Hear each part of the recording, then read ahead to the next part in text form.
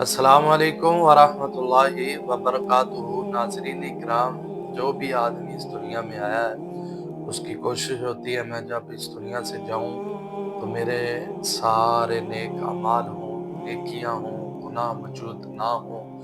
تو آئیں میں آپ کو ایک ایسا عمل بتاتا ہوں جس کی وجہ سے انسان کے گناہ اللہ پاک معاف فرما دیتے ہیں۔ لا حول ولا قوت الا باللہ بخشش کا خزانہ ہے۔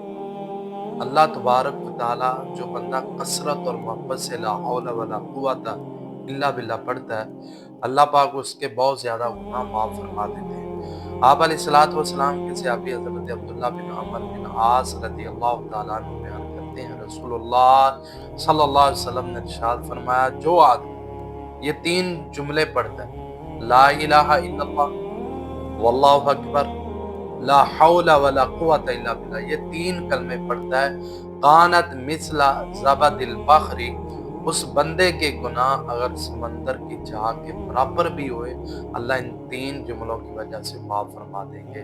تو ناظرین، ان جملوں کا اہتمام کریں، سارے گناہوں کی بخشش ہوگی۔ اس کو مکثرت اور محبت سے پڑھیں۔